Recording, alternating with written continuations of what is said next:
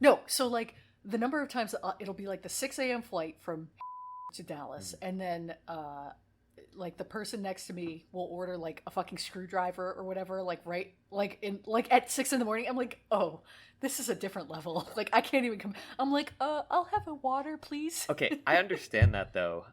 Also, are you gonna bleep those? Because like otherwise, doxed. I mean, whatever. Right. Like whatever. Yeah, yeah. At this point, Right, fair. Future Lane will have problems. So I don't know. I kind of get that though. Anytime I have like a super early flight, especially one where it's like I'm going to get in somewhere like at like 9 or 10, it's like wow, like You want to drink first thing in the if morning? I don't have responsibilities, fuck yeah, hell yeah. Okay, well, I'm headed to work, and I'm sure that these people are also headed to work. Flying first class. Like again, like it's like you sit in there, and it's like mostly people wearing suits and shit like that, like or like trades people. Yeah, like yeah. I could tell, like I'll get in and I'll be the youngest person there by 10 or 15 years, and then I'm like, oh, like I really don't belong here. Yeah. Like I don't have an alcohol problem like these people do. Yeah, but it's like not Mad Max. What's the Suits? What is it? Mad Men? Mad Men. Men. Yeah. We're just mad men. Did you know that's supposed to be like a pun with ad men? Like advertising men? Because they're marketing guys? No, I couldn't have told you that in a million I've never fucking watched that years. show. No, yeah. Yeah, I mean, yeah, sure. Anyway. Yeah. But they're just Wall Street schlubs, you know? No, they're supposed to be like ad executives on, I don't think Wall Street, but in Manhattan. I don't know. That show's not for me. Yeah, same. Yeah. Breaking Bad men. Oh. Is that anything? Yeah. I can get behind that. Jesse Plemons is featured prominently, even though he was only in the last season. Listeners, bump that countdown back to 0. It's been 0 episodes. No, okay, we should actually talk about all of the targeted advertised headlines I've been getting about Jesse. Oh, that's crazy. Couldn't have told you where that like, sentence was going to end when you started it. No, it's I know, like they are really doing the Oscar push already. Yeah. I think, or like they're pushing him more than they're pushing anyone else in this movie. Hell yeah. Which he's second billed For what yeah, movie? I'm like, Kinds of Kindness? Yeah, the one with the trailer you really like. Yeah, it's cool. So it looks good. It is a cool trailer. Yeah. It's a cool trailer. Looks like a good movie. Yeah, I'm down for it. I'm interested to see what it's like. It comes out next weekend, so we'll see. I might be eating my words here in a week, but words, my favorite. Yeah. That but no, crow. I've been getting so many ads. I've been getting so many headlines for like articles or interviews that he's done, talking about like his craft and my how much weight craft. he's lost. I've gotten a lot of like targeted, like, oh, I did not use Ozempic like to lose all this weight, like interviews that he's done. Interesting. Like, yeah. Which, yeah. I don't know. Anyway, I'm gonna avoid being problematic here and not say anything else about that on mic. I mean, I don't know. It's a tool that's out there. I don't think it's healthy. I don't think people should really go for that sort of stuff. But it's whatever. I'm pulling out the lock. What do we? How do we segue out of that? Right.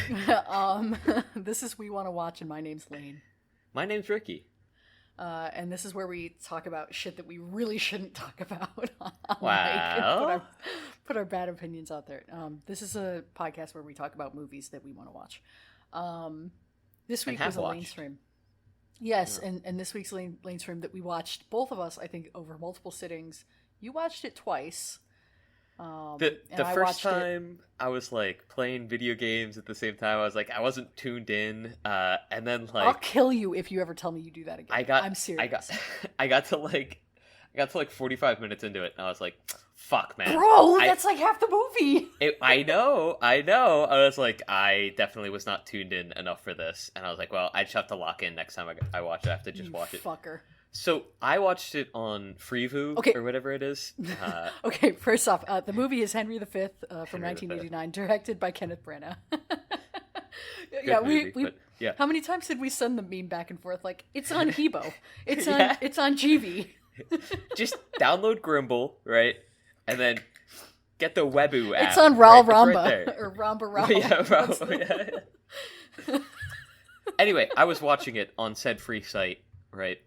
And they just insert ads in there. So, like, every 10 minutes or so, like... Yeah. I mean, really breaks up the watching experience. It does. And it's also, like... I always want to get up and do something during the ads. Like, that's, like... Yeah. That's my time to walk around and do something. Yeah. Which also did not help with, like, trying to be locked in for it. Yeah. But the second time... I actually just watched the movie, and I appreciate it a lot more. I have really to be honest. If you say that, if I ever find out that you're playing video games while watching movies again for this podcast, I'm going to. I'm not even going to say what I would do. I would. Not even bleep worthy. No, it's not bleep worthy. It's being bleeped in my mind. Yeah, it sucks that this movie's just, like, not available to purchase anywhere. Because I tried to do it on, whatever, Tubi, Freevee, whatever it is. And I was like, I can't do these ads. I can't, even with the ad Pretty blocker. bad. Yeah. Well, no, because I had my ad blocker on. And every time it hit an ad, it would restart from the beginning. And, like, I'd have to reload the page. And I'm like, I'm not doing this. Yeah. I'm stealing this movie. Sorry, Ken. I've paid for other movies of yours, so it's a wash. I paid for it through that sweet, sweet advertiser cash. Yeah. I watched it a couple hundred more times, and maybe that's a penny towards, like, the director, right? He doesn't need it. He doesn't need it.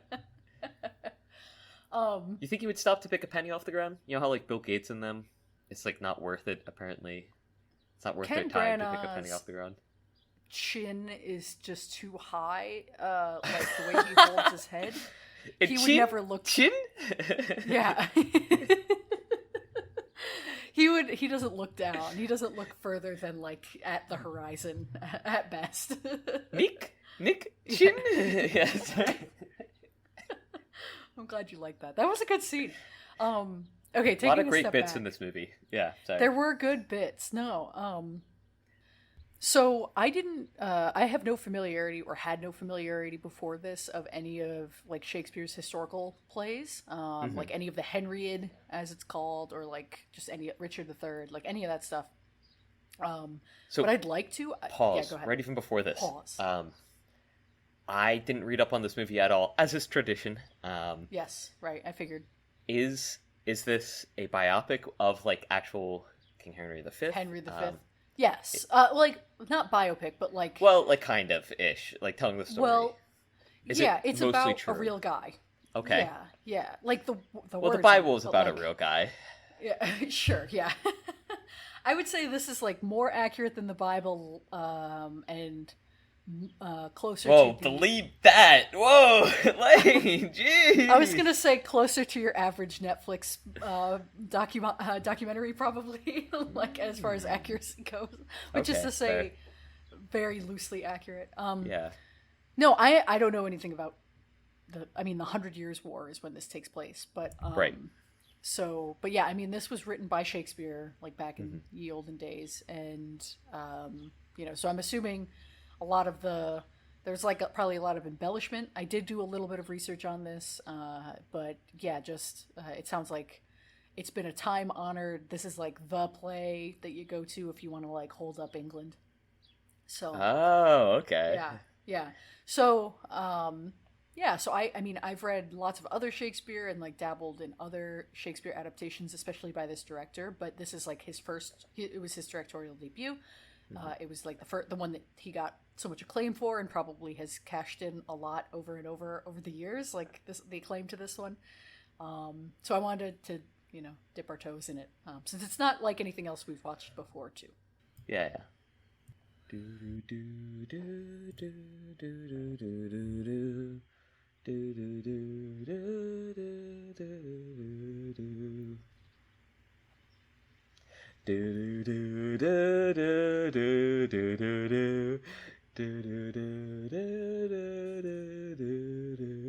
feel like I missed 3 notes there. Sorry, go on.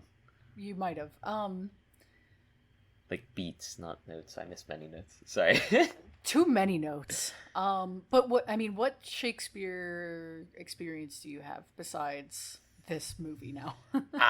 Like Romeo and Juliet.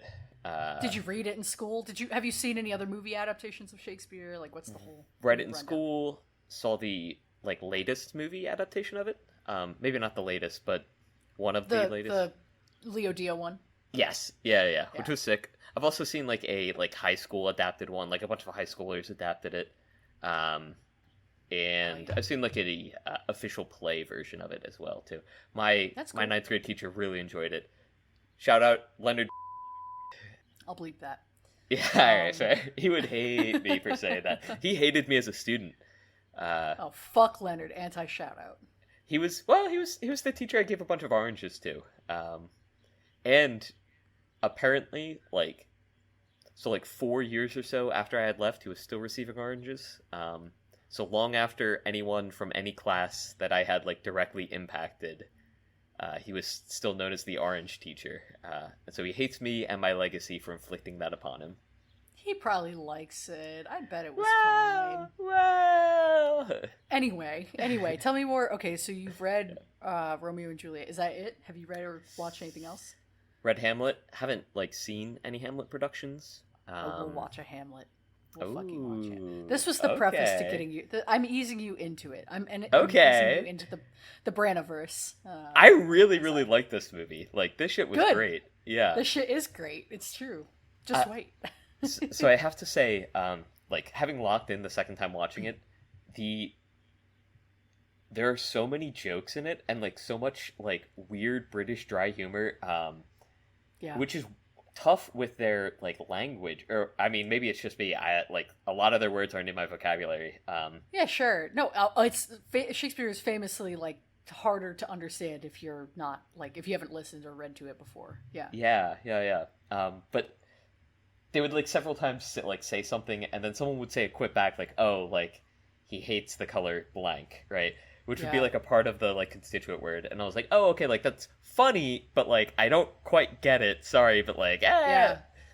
And the same thing with the French. I didn't actually get a French translation, so like, oh, you didn't. No, so I was running off of vibes with that, and like I got like 60% of their words. I could be like, "Oh, okay, like this corresponds to like this, yada yada." Especially once Henry was there and talking to the Queen, his cousin, Kate. I don't know. I didn't. That was the princess. She was the daughter of the King of France, so she's like a princess in France. And they, I mean, I think he said cousin in that like old time, like royal way. Cousin, not All right, okay. Because at first I was like, that's maybe weird. That doesn't, make sense.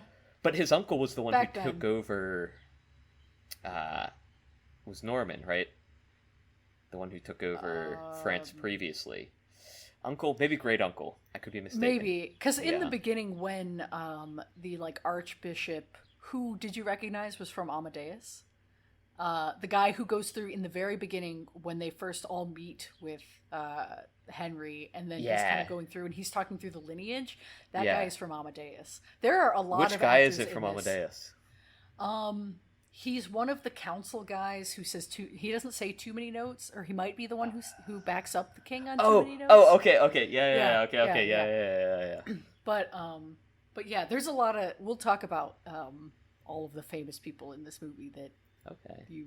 We'll went way over my head. Yeah. That's okay. No, that's fine. But no, this movie. That's the thing. This movie is like laugh out loud funny at times. Yeah. Like, there were definitely times where it was like. Yeah, there were a lot of lines, especially that Henry delivered, where it could have been like, and that's that, bitch! Like, you know what I mean? Like, they were just... Some of my favorites were the French nobles, when they were, like, talking. Yeah. And the one scene... The one douchebag in the tent? Is that what you're thinking of? Yeah. A clear like head and shoulders get this guy off the screen. Like, but he like kept suggesting. Well, he was like, "Oh, my horse is the greatest," and like the two guys were like clearly talking in code, like and rolling their eyes at each other. Yeah. Like, Well, he was like, "Oh, like shall my coat be of like day or night?" And the guy's like, "Oh, why at Knight, your star shall always twinkle. It's like, thank you. Yeah, thanks, dude. Like, great. That's what I wanted to hear. What about I hear from my councilman? Huh? Like, it's like, all right.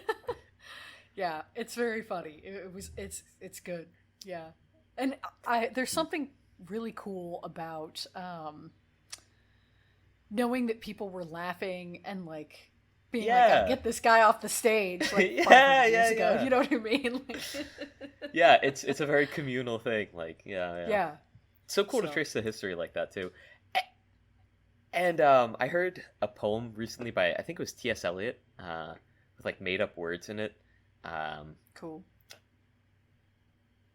I don't remember what it's called, but I don't know. It introduced the term Vorpal Blade, which is used often in D&D. Oh, it's Vorpal Sword. It's Vorpal Sword. Who wrote the goddamn Alice in Wonderland? Not T.S. Eliot. Not T.S. Eliot. Lewis Carroll. Lewis Carroll. Yeah. Yeah, it's the Jabberwocky. That's the Jabberwocky. I was like, is he thinking of the Jabberwocky? I am no, thinking of the Eliot Jabberwocky. Well, good poem. Yeah, very funny poem. The way in which the way that it's delivered though always, I don't know, it interests me because like even though these words might not be used, and especially not at the time were not used. It evokes a very it's so evocative, and it was so evocative then, and it's still evocative now, and like I don't know. I think that's really cool to me. Like, it's interesting. 2 or 3 lines of that. Belt them out because I think it's "'Twas brillig in the slivy tove." Yeah.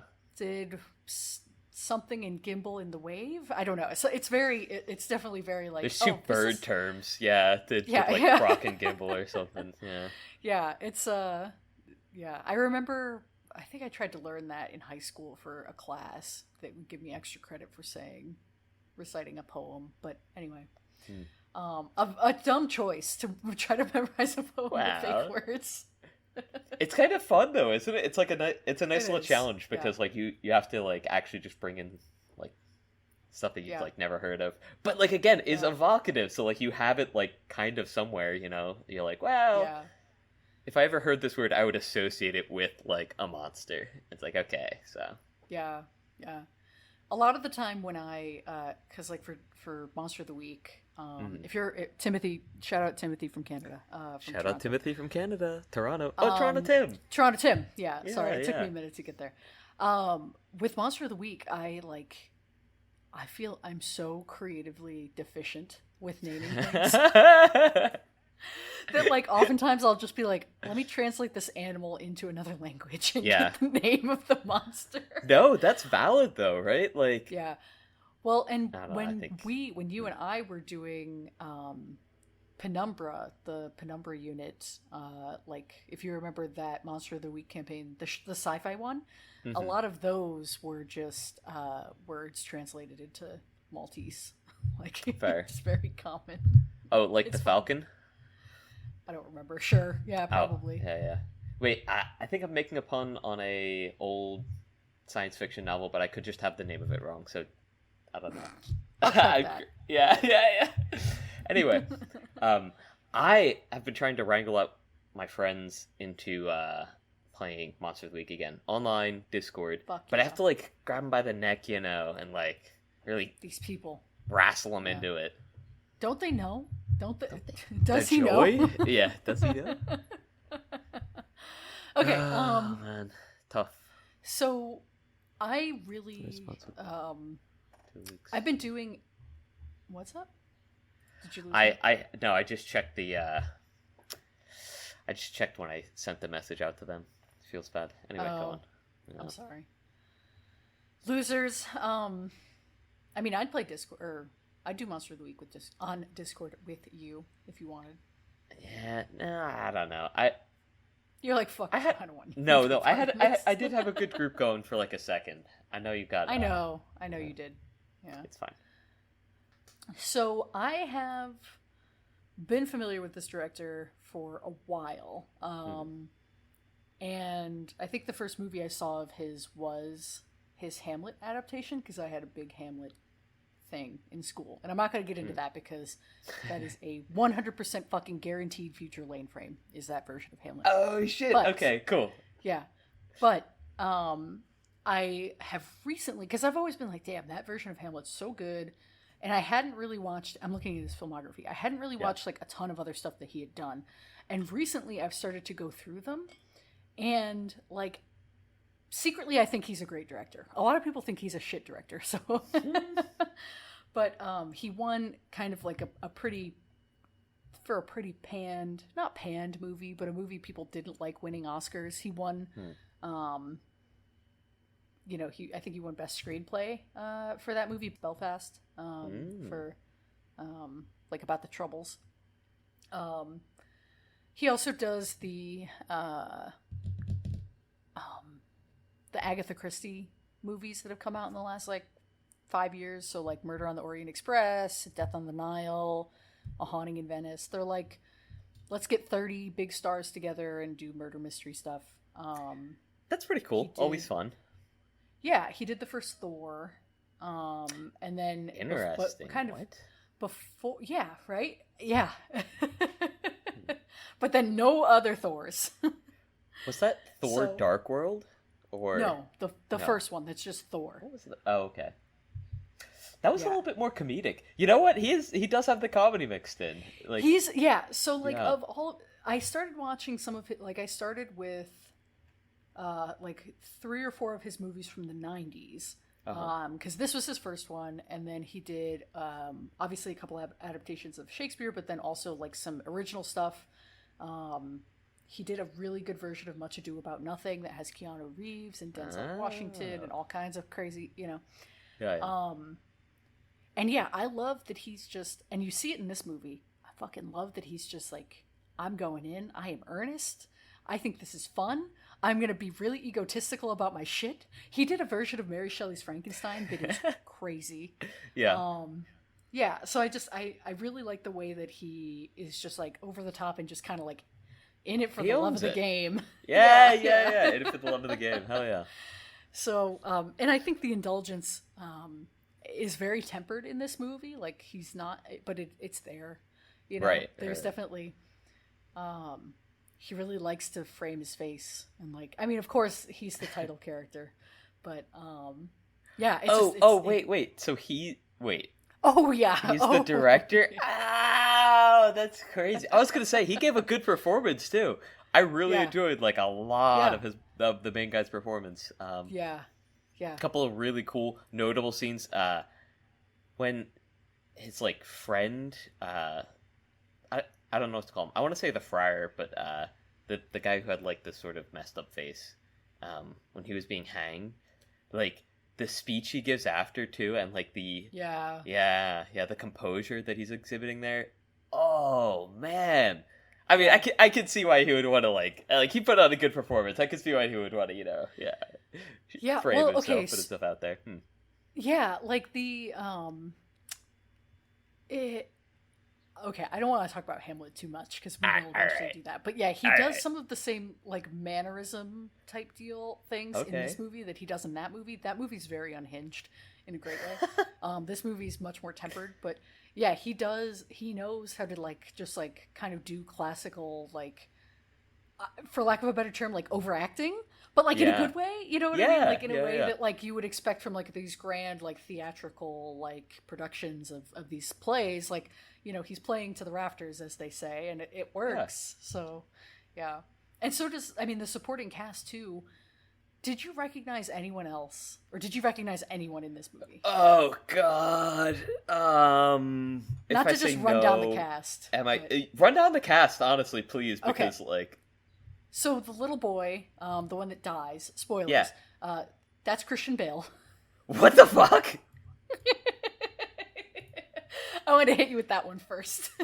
Yeah. Thanks. Okay. You're welcome. Go ahead. And no, any other big names? Anyone that I like should know? Oh. Yes. All right. Well, should know, maybe not. So okay.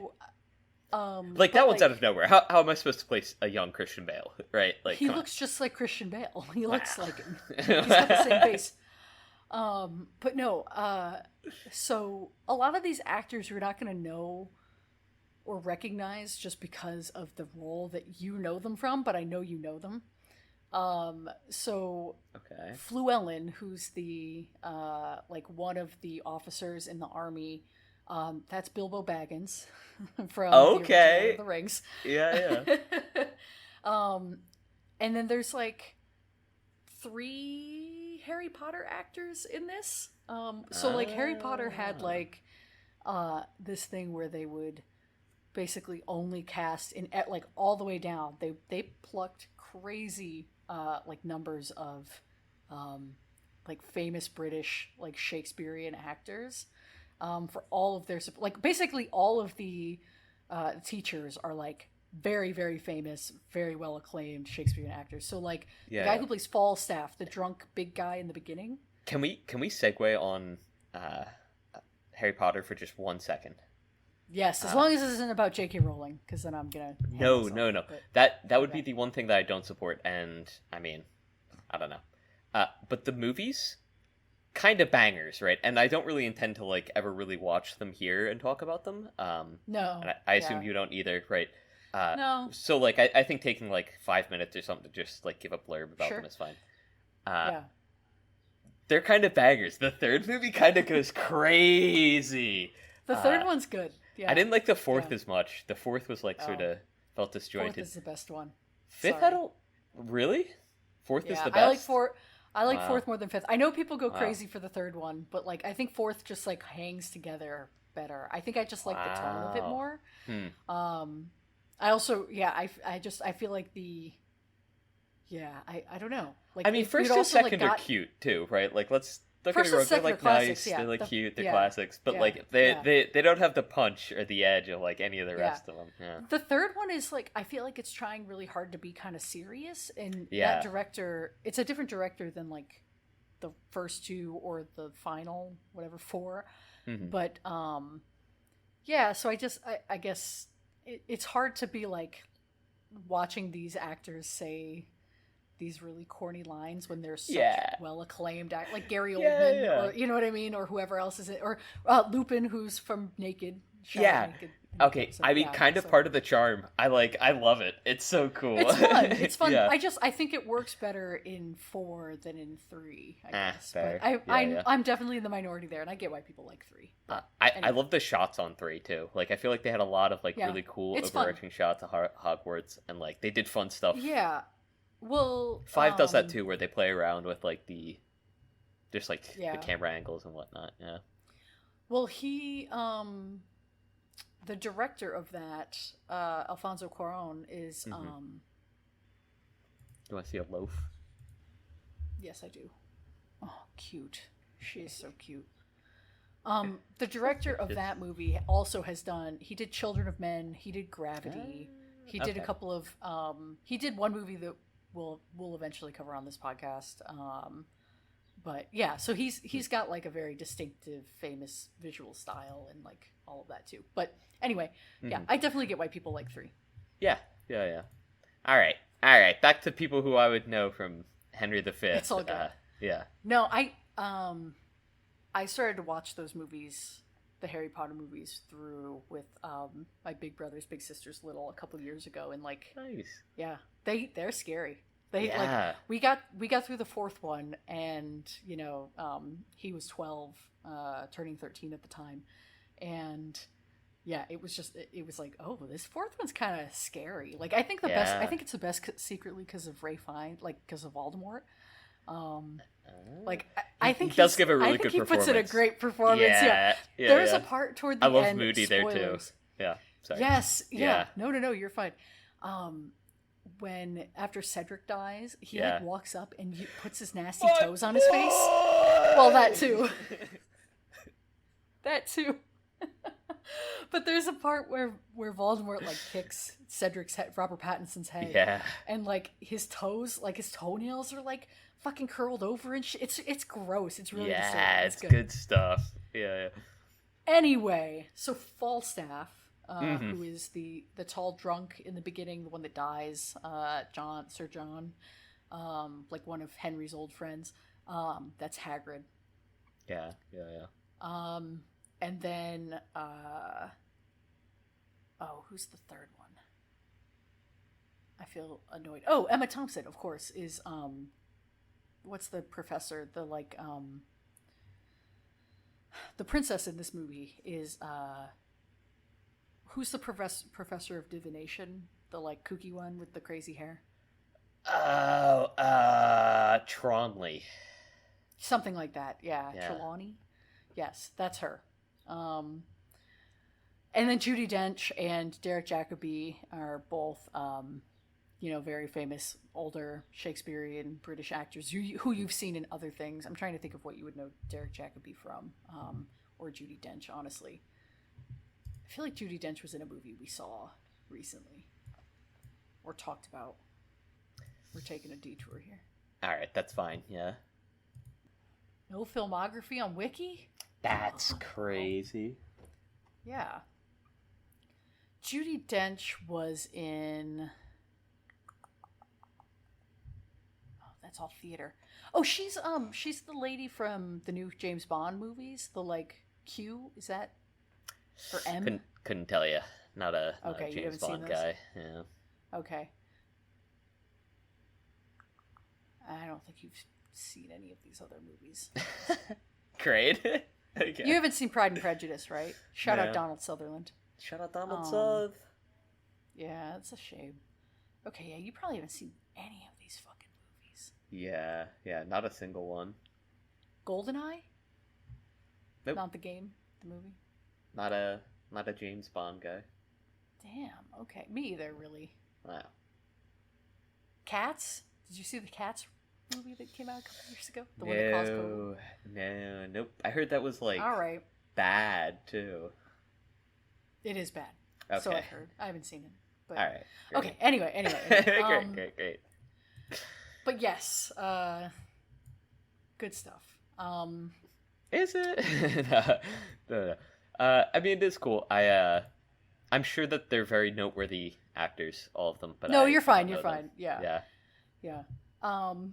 But no, it is cool to see like kind of a, united front of like all of these actors in one movie. That's part of what makes these Shakespeare movies so cool. Like I said, the one that he did of Much Ado About Nothing, like you got Denzel, you got Keanu Reeves, you got what's his face from Dead Poets Society, aka good the old guy what's from his House. Face? Wait, House? Oh, okay. Yes. Yeah. No. Robert Wilson? Sean Leonard? Yes, Wilson. Okay, cool. Robert Sean Leonard. Yeah, that's his name. That's three of them. Obviously Emma Thompson. Yeah. Right, Emma Thompson.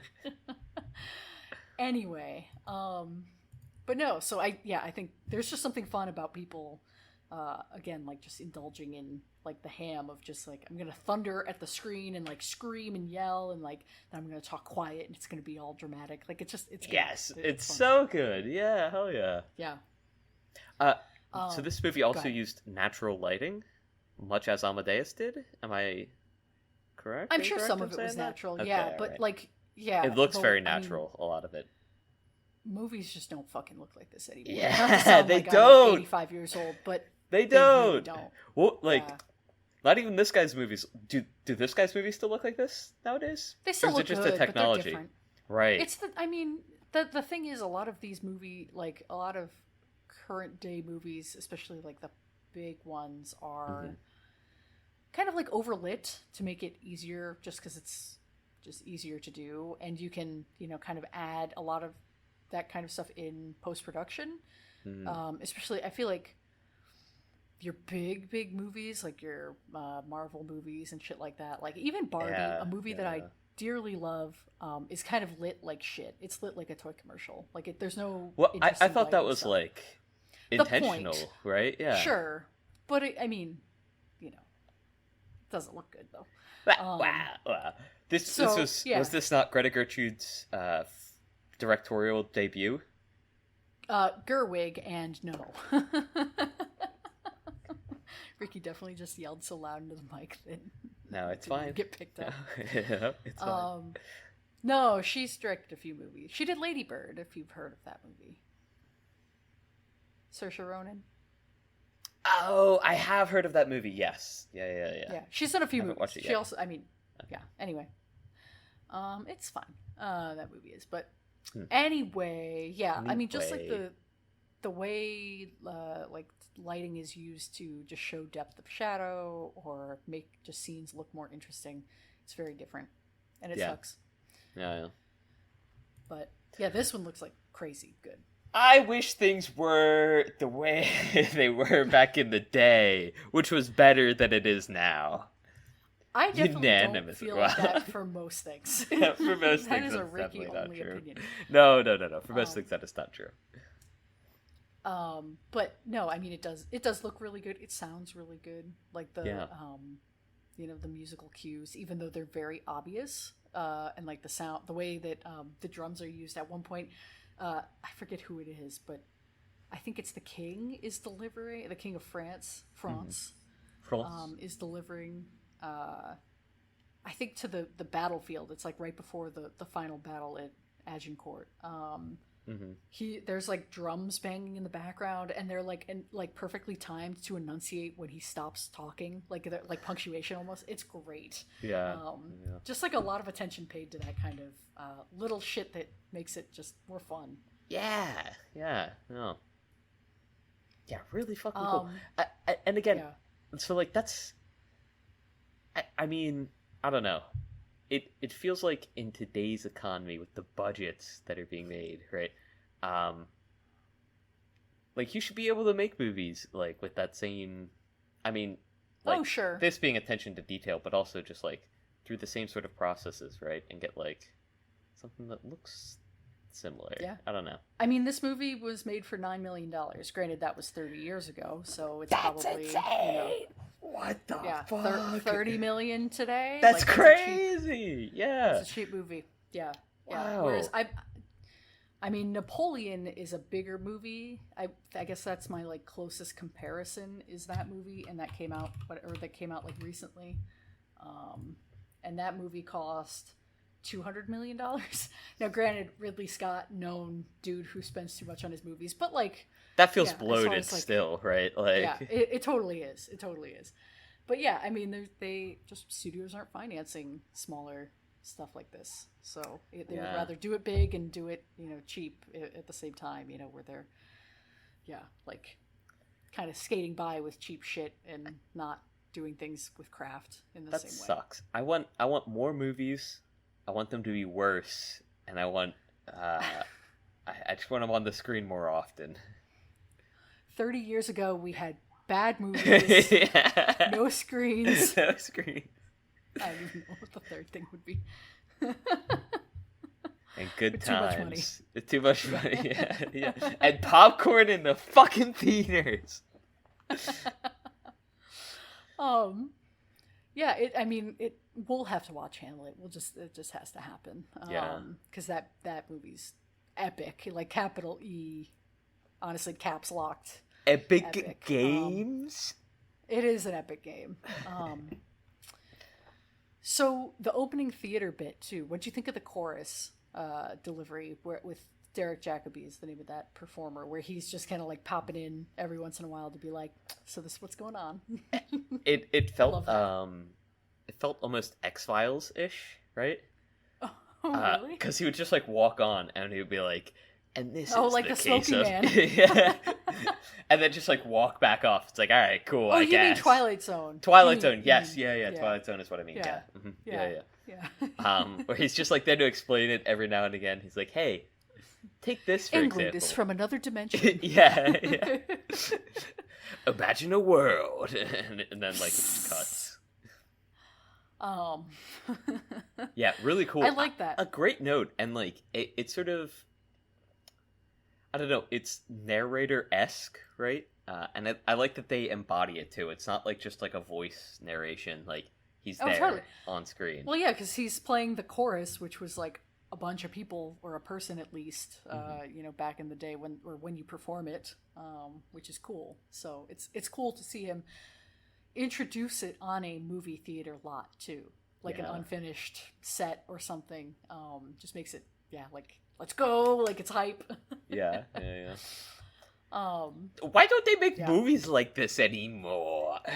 I wish I knew. I wish I fucking knew. So I started watching this too late at night a couple nights ago, and I only got like maybe 20 minutes in before we hung it up, and then we restarted it again, whatever, the next day.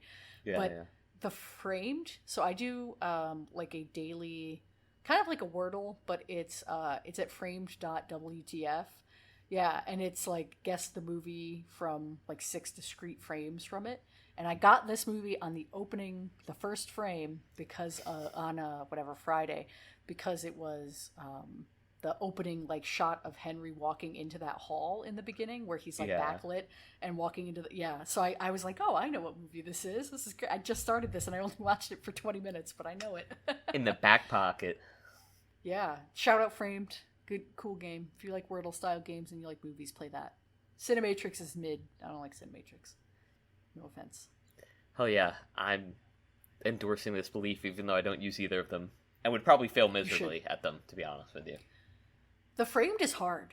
It's hard. Yeah, it sounds hard. That's why I think I would fail miserably at it. An 80% success rate or something? What the fuck? I'd have like a 10. Like, don't send me out there to the wolves. Like, I'm not. I'm just saying it's a hard game. Even movies I've seen, I'm like, what the fuck is this from? Oh, okay, sure.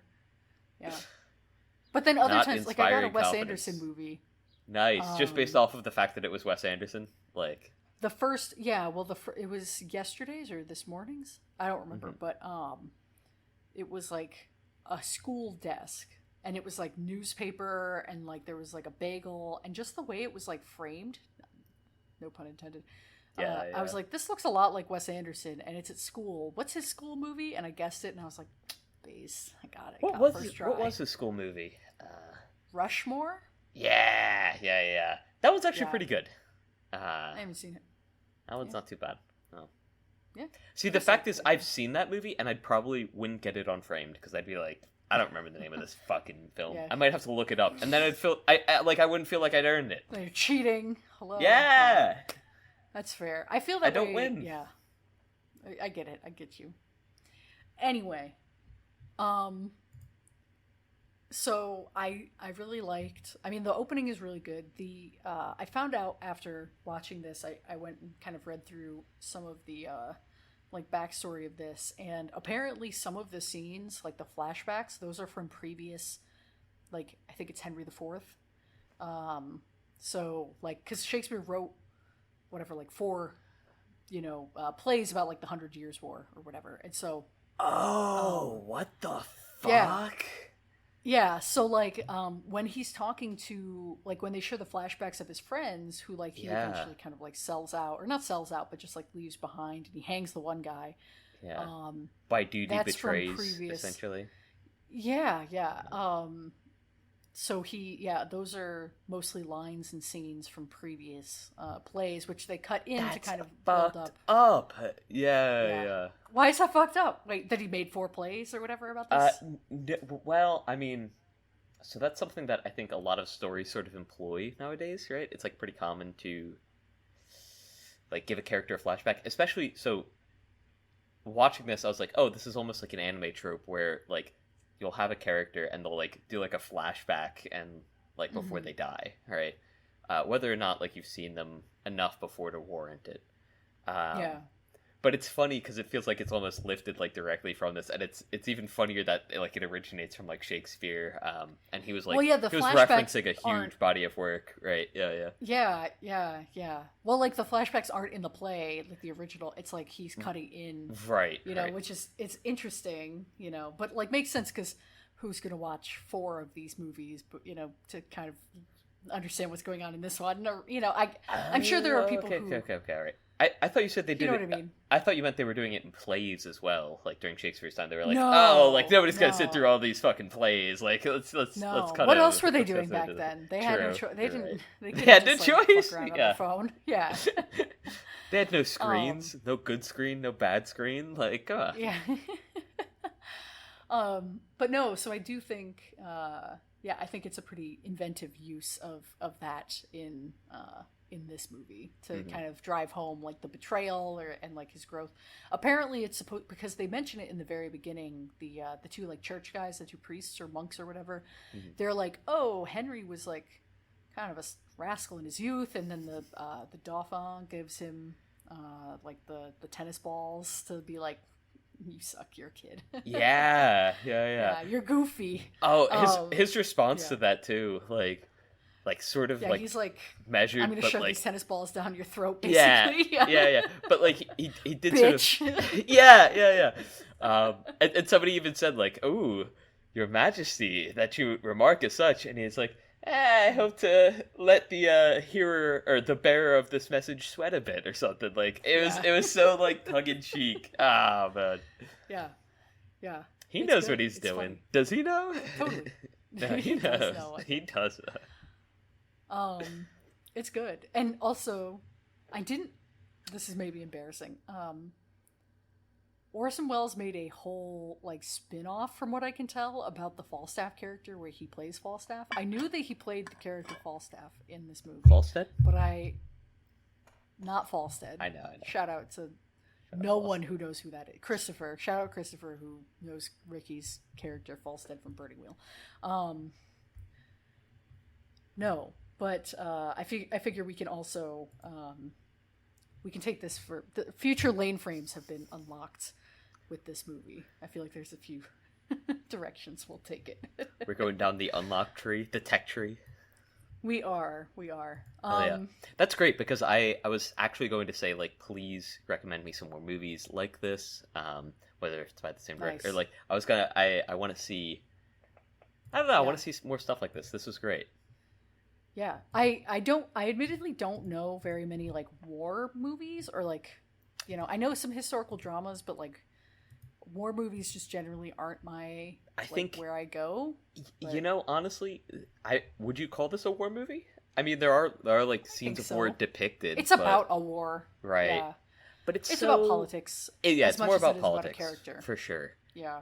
I mean, like the scenes of war aren't very protracted, right? It's like pretty like cut and to the point. Just like 2 or 3 of them too. Yeah. Right. And like all of the violence, or like much of the violence within the entire like movie is more in these like civil disputes, I guess. Like people like drawing swords earlier and then like being hanged, like that sort of stuff. And that's the really treason scene too, where he like kind of like he's like, what should I do? What should I do with this like douchebag? And they're all like, fuck that guy, hang him. And kill he's him like, right now. Okay. Yeah. And it's like, oh, and then he's like, by the way, please open these envelopes. Yeah. Can you take a seat right here? Like... Yeah. Why don't you take a seat? Why don't you all take a seat? You came here to meet who? Why don't you take a seat? It's good.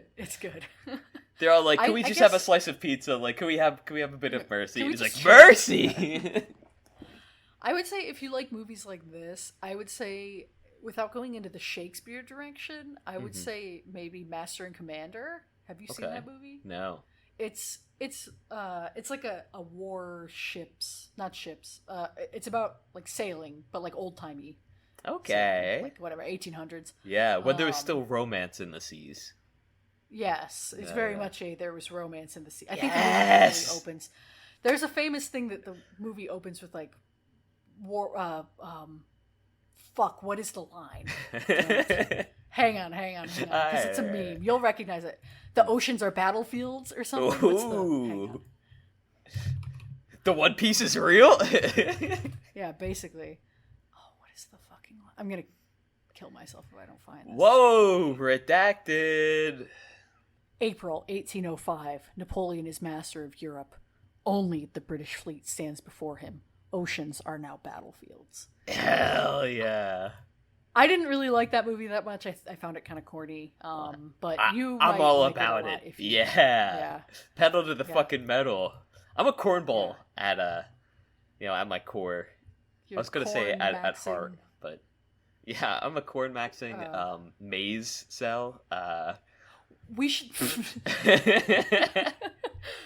Well, okay. Do you make a difference or a distinction in your head between corny, campy, or I'm sorry, corny, cheesy, and what is the third? There's a third food one. Corny, Fuck. cheesy.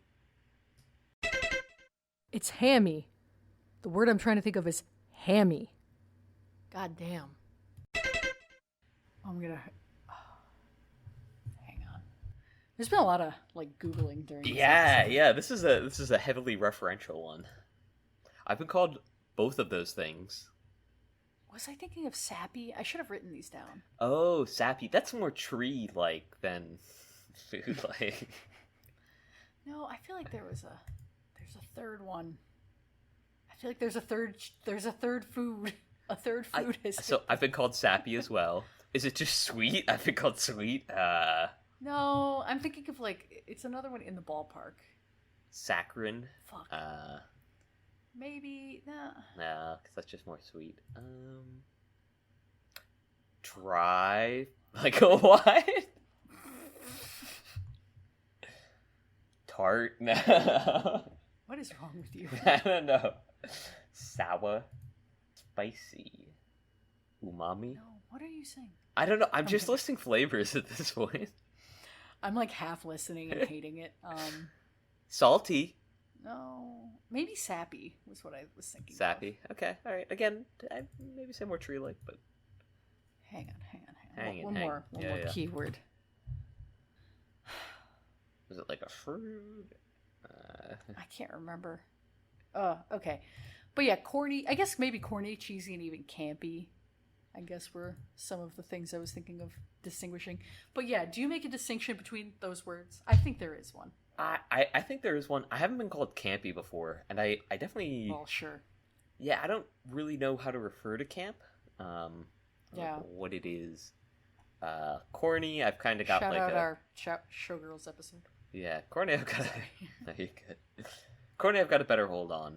Corny, I feel like, is goofy, like cringe. Like, corny is, like, bad, and I think cheesy's good. Unapologetically cringe, right? Cheesy is sort Maybe. of... Cheesy's got, like, almost a little bit of riz to it, right? Like, cheesy is, like... That's what I'm thinking, yeah. And there's, like, a little, like, oh, like, you're playful about it. Like, and you know that you know. Well, like a cheesy B movie, or, like, you know what I mean? It can be fun, or, like, you know, people use it that way. Whereas, like, corny is, like Drake is corny. Yeah. Or like, Yeah. I'm trying to think of other things that are corny. Did you see Kendrick performed Not Like Us? 6 times? Yeah. Yeah, I did. What Shout an out animal. Nicholas. Yeah, shut up. It's so fucking cool. Hicks went hard as fuck. Go ahead. Do you want to say anything else? I'll let you soapbox. I can't speak on this. Nah, I just think it's cool. Like, also, fuck Drake. Renowned Drake hater. I've always thought his vibes have been off, and I have always thought his lines have been weird. I agree. All my homies hate Drake. Fuck Drake. We do hate Drake. It's true. When Drake was coming to State College, you were like, oh, like, you could go see Drake. And I was like, I'm not gonna do that. Like, Lane, I don't know about that. I think this was even before the Kendrick beef. I was like, Lane, I'm not doing that. All right, I don't know who you think I am. All right. Drake has a lot of songs that are good. They're classics. That's all I'm gonna say. He does have a few bangers. Separate the art from the art. I agree. Yeah. Well, I can't get into this on the mic. Passionate from miles away. No, I can't. I was just gonna say I will cut this probably, but just bringing out Dr. Dre when you're like, yo, this guy's fuck abusers, fuck weird guys with weird cases, but also here's Dr. Dre, here's a bunch of gangs. Questionable. Does he know? Yeah. He knows. Yeah.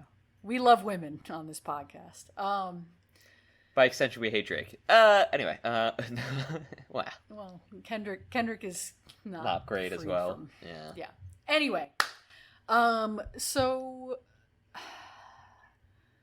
the scene right after, I want to say it's when they first kind of show Kate. I want to say it's like right after the like once more under the breach scene.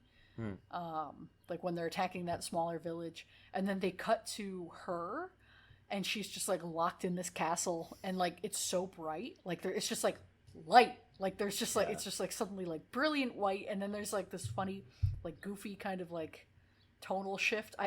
That's one of the things I think that does hold this movie back, is it feels very uneven in tone, which of course the source material is a little different, but like to go from like war to I'm gonna try to pretend like how I'm gonna speak French and learn all of the parts of the body in English. War. Oh, they're flirting. Like, I don't know. It's just like I kind of liked it, right? And maybe that's just because there was like many ad breaks in between, and they served to like delineate the time between serious, joking. Yeah. Which may in fact elevate the experience. Shout out Freeboo. So I don't know. It's literally on Gibo. Yeah. True V has it. I see Oreo in the background. She's lurking. She'll walk up on the chair. Yeah. I don't know. I mean, I did enjoy that. And again, maybe it was just because of the disjointed watching style. But it was good. It was nice. I like having... I like those scenes in isolation. Yeah, but if you're going to introduce levity into such a movie, right, into like a movie that's dealing with such heavy topics, this is probably the way to do it, right? Instead of treating those heavy topics with levity, it just like... I guess, well, sure. I guess. I just wish that there had been more of it then, because it just felt very jarring. Like, it wasn't... Yeah, it was like, only a few we only scenes. See her once. Yeah. Literally, I think she's only in 2 scenes. It's like the scene with her, whatever, maiden, and then at the end. Yeah. And, like, it's very weird that at the end they're like... It's really funny the way they sit down at the table, and then the I don't even know who like the mediator is, but he's basically like, what are you guys doing? Like, what the fuck? Like, why do I have to talk to you guys right now? Like, get your shit together. Why is there no peace? And then Henry's like, yeah, we presented them with like our whatever proposal, and then at the other end the king's like, listen, we only glanced through this, but like give us a minute to read through it. And then he's like, bet, I'm gonna talk to your daughter while you're at it. It's awkward. I get that that's the source material, but like it feels just like, we're just bringing up this woman again. I don't know, just for like to tie things up and kind of show a triumphant ending. Yeah. Also, no, I kind of agree, because she is only kind of introduced the one time. And then like, I mean, his marriage to her, whether it be like, like I fought for your hand or something like that, or like to unite the nation so that like there isn't that sort of schism. I mean, either way, like they definitely weren't playing it as like the political marriage. No, it So was very flirtatious. Right. Which another thing about this director / the actor is that he's a dog. He seems like a dirty dog. Yeah. They were married. Him and that makes him a dirtier dog. Oh, look at this guy. And then he cheated on her. And then he fucking cheated on her. Yeah, with Helena Bonham Carter. Yeah. Okay, all men are dogs, actually. Wow, that's fucked up. What the fuck? Literally, yeah. Imagine making a movie with your wife and then, like, ever even entertaining the idea of another woman. Like 4 or 5 movies. Dog. Animal in the street. Truly a dog. That's crazy. Yeah. Yep. And then cheating on her with Helena Bonham Carter. Yeah, that's crazy. Send him back to the kennel. Nuts. True. Yeah.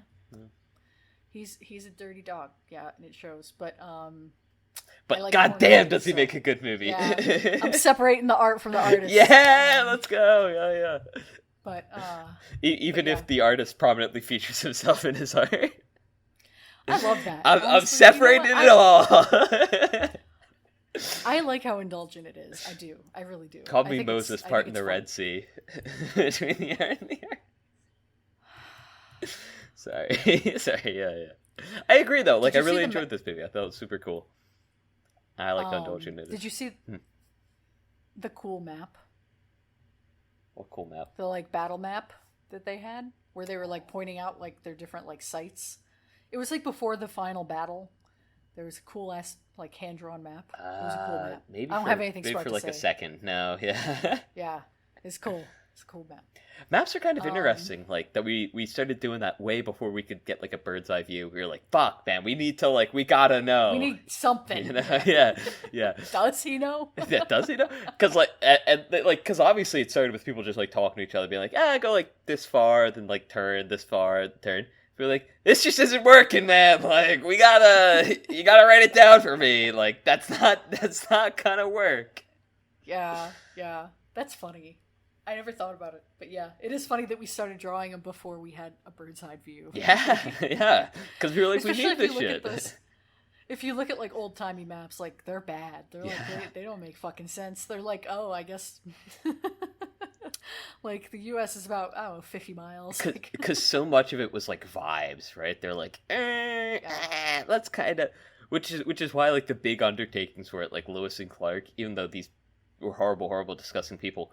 Like, them doing it was, like, a big sort of achievement because they were like, well, you know, we're just going to walk and we're going to try to be really accurate. And they were like, fuck, man, all right, good luck. Here's some money. Have fun. We got. Yeah. In addition to the cool map, I do think the music is pretty cool. Yeah. Especially when the kind of after the battle scene and it's, like, the hymn that they're all singing. It's pretty cool. Yeah, they sort of echo that at the end too. Really, haunting almost. As like the credits are rolling. Pretty good stuff. Yeah. I enjoyed it. Actually, in that battle scene too, the horses. That battle scene is kind of crazy. Like, it's like very, very intense. You don't see shit like that anymore. Yeah. It was chaotic. I mean, same sort of thing in Braveheart. Yeah. Super cool. Yeah. I love having that for like maybe just like one scene, right? Where like you're like, oh shit, like they were out there. Like these were like guys out there. In like spectacle movies, like Lord of the Rings does it really well. Even though like there's a lot of battles, I still feel very connected to like a lot of the characters in these battles. In like more recent movies, like a lot of times they just play it for the spectacle, and I don't know, like seeing like 10,000 people who I don't know anyone, it's like, all right, whatever. Yeah. Seeing a battle with like 250 guys, and I'm like, I know them, I've bled with them, like, don't let them die. It's great. It's cool, yeah.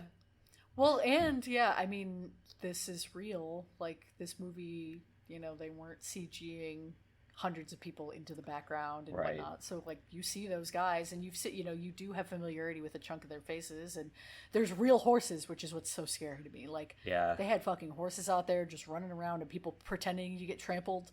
Like, what? Yeah. Like, how did you not die? Like, how is everybody not dead? We should watch, the Ten Commandments.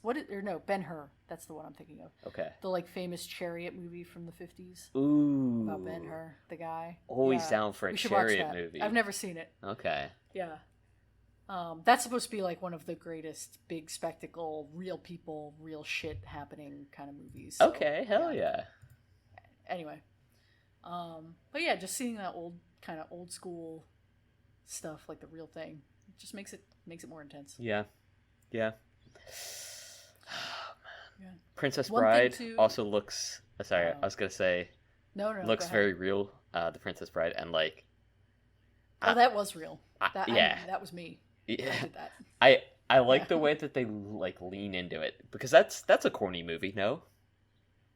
Oh sure. Yeah, it's silly. It's fun. Yeah. But they really do lean into it to the point that I think it's like, it is sort of cheesy. It's corny. It's fun. I think cheesy's better than corny. Yeah. For that one, because it's leaning into the tropes, whereas corny is more like trying and failing to lean into the tropes, or like, I don't know. Yeah, I don't know. We'll have to have a more academic. Yeah, we've got to hash that out. Yeah, but yeah, that's a great movie. Yeah, it is a really good movie. I really enjoyed that one. Damn, I love movies. I just want to see, I want it to be more socially acceptable. Fuck it, I'm bringing it back. I'm gonna start wearing like like old time peasant garb, and then like on days when I feel fancier, You already fucking wear. well, I wear modern time peasant garb. But I'm gonna Ricky's shirt right now it's a black t-shirt with a black collar. It has like a Chinese style tiger yeah on it. yeah Curled up, biting at its own tail with, I think, leaves, like Yeah, white leaves. yeah. It's like a Hawaiian shirt pattern almost, but it's a t-shirt. white leaves with it's red accent as well. Yeah, red accent on there. I would definitely call this peasant wear. Yeah, same. I would. It's great. I love it. But imagine this, but like it's a rucksack that I've sort of cut out the. I've hemmed the sleeves. Pulling out the 50-cent words again. Yeah. Rucksack. Really, that's only a half a cent word. Back in my day, you could buy a rucksack for half a penny, turn it into a shirt. I believe it was called a hay penny. A hay penny? For a half penny. Should we talk about the propaganda of this movie at all? Like how this movie is just blatant, like English. I guess not blatant. This movie isn't, but I think the story definitely. I read that in like the 40s, England commissioned this movie from Laurence Olivier, who's like a famous, very, very famous, like old Shakespearean actor, to make a movie based on this play to like rouse the nation and be like, remember good old England, like that kind of thing. So they need something, and I could definitely see that being a little part of it because they have like the tongue-in-cheek thing when the. Well, not this movie, but like a previous version of this movie. All right, this movie is not. Yeah, this movie was not made in the 40s. Oh, all this right. was the 80s. All right, my bad. The Frenchmen do say, "From whence comes the fire in their blood?" Don't they come from an island where it's gray like all day? Something like I don't know. They said it much more poetically. It was a line and a half. A classic fuck the French movie. Yeah, to be clear. Like which right side of history. I felt a little bad at times watching it because I felt so vividly the fuck the French sentiment, and I was like, damn, like, can I apply today? I want to be a part of King Henry's army. Fuck, dude. You would have been one of the little male boys that they killed. Yeah. Yeah. They would have seen my body and they would become outraged at it. They would be like, "Oh, these French bastards! They killed him! Look upon his visage!" They'd carry me on the shield. You know, I'd have my arms outstretched, my side pierced. They'd be a nice like fresco of me like this, right? The hair like just waving in the wind. Posing. Yeah. Yeah, you're honestly, they would have fucking burned you at the stake for having hair. No offense, I'm sorry. I'm sorry. Crazy. Anytime it's like, oh, what decade would you like to back in the good? I'm like, they would have killed me. They would have I would have been in the institution. They would have cut out my uterus. And if they didn't have brain. institutions, I'm dead. Like the state would not put up with me. Okay, like they were tying fucking stones around the wrists and the feet. I have plans that I cannot disclose because the haters will kill me. I have plans that I cannot disclose because they will kill me. I feel like I could be a very good shut-in, like pretty much any like portion of time. Where I'm just like literally a shut-in right now. I know. Where I'm Ricky, just like you're the fucking shut-in. Huh. You're the hermit from Princess Bride right now. Yeah, as you I know. live, as you live and breathe. Yeah. Oh yeah. It could be worse about it though. You could. I could. I can still at least interact to a certain degree now, right? I haven't been like water turned, like the guy from Waterworld. Shout out Waterworld, fuck Kevin Costner. Water turned. What did they call it? Water crazed? Ocean glazed? I don't remember. I don't know. Did it have a term? Did it have a term? Alright. Lade's been put out of commission with that one. Ocean glazed. Can't wait to get down to Annapolis and get a nice ocean glaze. Alright. Oh, that's gonna be fun. Yeah. Hell yeah. Doxing myself there too. That was a huge dox. We are going to Annapolis. Dox, if anybody wants to join us. Dox. I think this episode comes out after that. Oh, okay, cool. Wow, fair. I don't know. Anyway, I'll bleep the funny parts. I'll say something funny in post. I'll be like, we're going to Great. The Navy. We're all joining the Navy in Annapolis. We're all joining the English Army. in Annapolis. Yeah. They're gonna cart us up there. That would actually be kind. No, I don't know. All right. Is there anything else we want to say about this cool ass movie? No, I don't know. I think that's it for me. I mean, I feel very patriotic for my motherland, A country England. you're not from. Well, and that none of my ancestors are from. Yeah. Oh yeah. Christopher like jumped out of his seat and like practically saluted the TV when he was like, "I am a Welshman." Yes, yes, okay. He gets it. He knows. Yes, because does. Oh, the scene. Oh, right near the end where the one guy's advisor is like, "Don't carry with you your Welsh blood, as it pleases you, as it pleases the king." And he was like, I will. And I was like, oh, I wish to carry the Welsh blood within me. Screaming into the microphone. No, I love it's when happened you a few yell so times loud here. it cuts out. Yeah, it really has. Good movie. Good movie. Go watch this movie. Oh yeah, worth watching. Well, I don't have a Rick's pick. I will be honest with you. Could I turn this in later, like later today or tomorrow? No. Can we discuss it? I don't know. All right, fuck. All right. I'm sending you the fucking list. Honestly, I listened back to a couple different like endings of our episodes just to pat myself on the back and jerk off over how funny some of the endings are.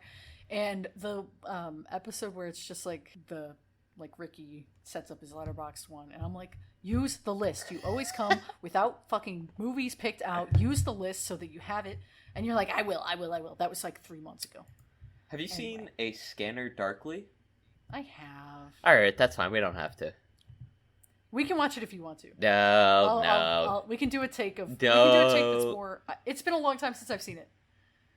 I will watch it if you're into it. If you're like sold, if you have a reason. The reason is rotoscoping. It's an interesting animation choice. It's a good. Pick a movie for adults. It is a movie for adults. Yeah. I know. I've seen the movie, but. Do we want to do it? That's a more serious movie, is it not? Yeah, it's like, it's psychedelic.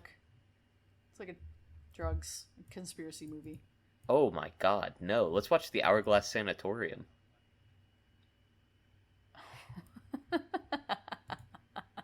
I like that. You're like, I love this sick ass eyeball skull. Let's watch that. And then I opened it and I saw the first frame in the background. I was like, this has the look of a movie that I wish to watch. Yeah, that I want to watch. Okay. And by extension, that we want to watch. Oh, okay. Can you pull up how to pronounce this director's last name, or this director's whole name? I guess. Yeah. Wojciech Jerzy Haas? This is Polish, I believe. Yeah, I'm trying to search through Google. What the fuck? Why has this been made more difficult? We're so stupid. Yeah. It opened up the Copilot AI thing. I don't want that. Alright. Okay, it's Wojtek. This is the first name. Okay. Wojciech Jerzy Haas. Can you say that? Wojtek? Wojtek, yeah. Jerzy Haas. Hi, I know, buddy. I'm sorry. It's raining. Oh, it's raining and you're apologizing to the cats. Yeah, because they don't want the noise. They don't like it. That's fair. Wojtek Haas, The Hourglass Sanatorium from 1973. It's a movie. I don't even know why I put this movie on. Probably that sick ass eye. No, it might have been. Yeah, I'm like wondering why I did this. I feel like this was maybe a like a slow cinema watch. Wait. Sorry, I gotta stop saying it. You're okay. It's so weird because Kita enjoys, like, she'll sit out and, like, watch the rain. She just likes watching it fall. And she doesn't mind the thunder or anything. But the kittens get, like, really scared of it. So they, like, come inside and they want me to close the door. The kittens. They're adults. They're full-grown adults. Yeah, but, like, I told you we were, like, escape before, right? She was escaping for a little bit. Yeah, you did. She would put her little head under the screen and like rip it open, and then I duct tape both sides since I have the white fence outside, because having it inside she would get in between it. So I have that outside and I have it like blocked with like bricks and a cinder block and whatnot. Because she would literally push through anything that's there, and then like the one time she bit through the duct tape, and I was like, bro, this has gotta stop, man. It's not happening. No, baby. Because I would just like, I would like walk outside and be like, oh, I don't see her. She's like, she's not right here. And then I would like walk out, and she's just like a couple steps down the path, or she's trying to get back in. But she knows how scary the world is now. I couldn't imagine how she would react if she was like stuck outside during a storm. Why did I add this movie, Ricky? I couldn't tell you, Lane. Me either. Any revelations? No, I'm like trying to find. I'm like reading through the wiki page to see if it's like the original, because I don't really know anything. I mean, I feel like I know this director. I recognize the name, but I don't. I must have heard it mentioned somewhere and then was like, oh, let's watch the most famous movie from this director or something. I mean, that makes sense. Okay, yeah. I mean, I'm cool to watch this if you want, although let's see if it's actually viewable anywhere, because right now I'm seeing it's available on Amazon via disc. Ooh. Yeah. It looks like it's on the Internet Archive. Oh, it's on Vimeo. Yeah, okay. It's literally on Shuzu. It's actually on Givo. Okay. You want to do a clean They've take got it of on the Bedlam Files. Wojtek Haas? Wojtek Jerzy Haas? Yes. So, 1973. So what's... Yeah. So next week, we want to watch The Hourglass Sanatorium, 1973, by Wojtek Jerzy Haas. Nice. Nice, clean take there. Almost too clean, honestly, with the rest of the episode. It'll yeah. They don't need to know that we took 10 minutes to figure out how to pronounce that name. Yeah. I still couldn't find a Wikipedia. The Wikipedia article for him is in Polish, so it doesn't have the pronunciation. Yeah. And I was like, okay. Yeah. Yeah, I'm cool with this. This will be interesting, especially after this coming week of me moving, and shit is so busy for me right now. So I might be a little bit loopy when we talk about this movie. Hell yeah. Week. That's great though. Moving? Or being loopy? Being loopy. Yeah. Yeah. Yeah. All right. Cool. You want to take how do we end this? I don't know. Ooh, you could cut in the hymns at the end. Yeah, like a classic, just like whatever. I could look up what the hymn is too. And try a bit of it. Let's see. I saw it a second ago. I type in hymn. No nobis domine. Yeah, I believe it. Not for us, God. Not today. Satan, the opposite of that. Basically, glory to God, not us. All right, either sing this or I'm going to end it with WAP. Sorry, I'm looking. Like 10 I know. seconds before I go make sushi. I'm trying to look for the lyrics. It's a hymn. How hard can it be? Because they say the part after. Okay. All right. Nobis domine domine. No nobis domine. See, I don't know what those words are. Se domine. I don't think we have any United Kingdom listeners. Domine. No nobis domine. Shout out to the person from Grenzack Weiland, Germany, who listens. Shout out New Taipei. Shout out Undisclosed Russian Federation. Domine, domine, non nobis domine. As always, shut up, Brussels. Sed nomine. All right. We're done. I'm about to disconnect. Tuo da gloria. There's plenty to work with there.